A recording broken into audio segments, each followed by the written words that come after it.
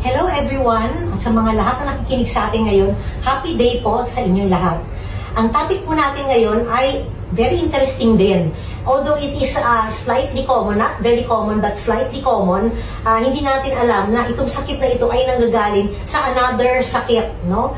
So ito yung tinatawag natin na shingles or herpes zoster, no? Ang shingles or herpes zoster ay nagkakaroon lamang ang isang tao kung siya ay nakaranas na magkaroon ng chickenpox. Kaya kung hindi ka pa nagkakaroon ng chickenpox, hindi ka pa magkakaroon ng shingles or herpes zoster. Ngayon, bakit ka ba nagkakaroon ng herpes zoster pagkatapos mo mag-chickenpox? Kasi kapag ka nagka-chickenpox ang isang tao, hindi lahat ng virus na nag-cause ng chickenpox ay namamatay. Ang iba dito ay nakakapagtago, no? Kasi magaling sila magtago. So, nagtatago sila doon sa nerve ganglion. Isang bahagi ito ng ating nervous system kung saan pwede silang pumunta at magtago para hindi sila mahanap ng anumang kalaban mo, no? Kasi magaling sila magtago. So, nagtatago sila. So, doon sila matutulog. They will stay dormant for 20 years, 10 years, 30 years until such time na magkakaroon sila ng immune suppression. Kapag ikaw ay nagka-immune suppression dahil sa stress, dahil ikaw ay nagkasakit ng ibang sakit, o ikaw ay laging nag-alcohol, naninigarilyo, no? Ito ay makakapag-trigger ng pagkakaroon mo ng shingles or herpes zoster. Itong virus na to ay matalino, no? Kapag alam niya na wala na siyang bantay, wala na nagpupulis sa katawan ninyo, ito ay lalabas sa kanyang lungga, dun sa ganglion, tapos maglalakad-lakad siya dun sa peripheral nerve mo, at pagkatapos, habang naglalakad siya, nagre-release siya ng mga chemicals, yung mga chemokines, inflammatory chemokines na nagda-damage ng nerve mo. Kaya, during the time na ito ay nagiging active or nag-activate, makakaranas ka ng itchy at saka very painful sensation. Tapos, kapag ito ay nakaabot na dun sa malapit sa balat, magkakaroon ka na ng mga blister, no? Yun na, parang bulutong na siya, pero dermatomal ang kanyang distribution, which means segment-segment ang bahagi lang ng katawan, hindi buong katawan. Unlike chickenpox na buong katawan ang pagkakaroon mo ng blister. Ang herpes zoster ay bahagi-bahagi lamang, so dermatomal. So, pwedeng maapektuhan niya yung nerve natin sa mata. Kaya ito, kapag ito ay nangyari, 18 to 20% ng tao pwede magkaroon ng mga eye damage, no? So, ano yung pwede magkaroon sila? Pwede ma-damage yung retina. Ito yung hahatid ng signal ng light, no? Para maging mag-electrical discharge siya para makita natin o yung mga tinitingnan natin ay makikita natin. That's why, if you have a damage of your retina, you can become blind. Okay, so yun, retina, glaucoma, there could be an increased pressure in the intraocular area, no? So, nagkukos ito ng glaucoma, and also, it can lead to blindness. Okay, it can also cause optic neuritis, no?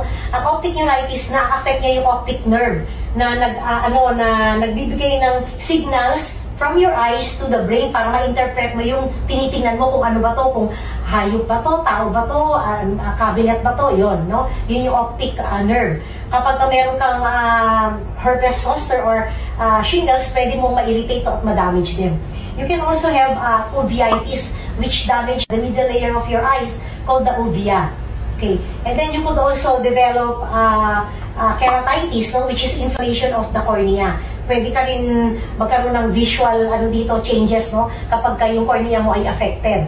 In fact, may mga corneal transplant na nga na tinatawag. Tapos you can also develop episcleritis, which is an inflammation of the tissue between the eyelid and the white of your eyes. And lastly, you could also develop conjunctivitis, yung parang sore eyes. Yan. So, hindi simpleng bagay yung pagkakaroon ng shingles kasi pwede kang mabulag dito. It occurs usually 2 to 4 weeks after the infection. Yun. And it happens to 10 to 18%, to 10 to 20% of individuals who develop shingles, yung pagkakaroon ng eye problem. Ayun, you could also develop neurological complications, no? Halimbawa, meningitis, inflammation of the meninges. Pwede ka rin magkaroon ng nerve palsies. Pagka nagkaroon ka ng nerve damage, yung mga peripheral nerves mo, no? Pwede ka magkaroon ng muscle paralysis. And you could also develop encephalitis or inflammation of the brain itself, not only the covering, but of the brain itself. You could also have myelitis, inflammation of the spinal cord that can lead to muscle weakness or paralysis. And Ramsay-Hunt syndrome, which can lead to facial paralysis, tinnitus or ringing of the ear, vertigo, yung pagkahilo, and hearing loss. Yun. So, hindi nga talaga dapat ipagsawalang bahala yung pagkakaroon ng shingles. Kasi marami sa kababayan natin, hey, ano lang yan, shingles lang yan, okay lang yan, wala namang mangyayari. And then, another complication could also lead to pneumonia, okay? Kapag nagpunta na siya sa iyong baga. Also to vasculitis, so it can cause inflammation of the blood vessels, which can lead to a lot of things, no? Tapos yung tooth problems, it can lead to tooth loss and disseminated zoster, meaning kumalat na yung herpes zoster sa katawan. Lalo na kung immunocompromised ka, kung may HIV ka, may leukemia ka, o ikaw ay immunocompromised at elderly ka, pwede magkaroon ng disseminated herpes zoster. And ang pinaka-most common complication ng herpes zoster or shingles, yung tinatawag natin na post-herpetic neuralgia, which occurs in 10 to 18% of individuals 3 months after. Yung pain kasi, nagkakaroon tayo niyan, di ba? So, pag ang pain mo ay nag-persist for more than 3 months, yun, post-herpetic neuralgia na yan. And it can be long life, symptom, no? So, it can be permanent also. Kaya, ito yung bang pag nahahanginan lang yung lugar na kunyari, dito ka nagka-herpes zoster, tapos nabanggalan ng damit mo, very sensitive, masakit na kaagad.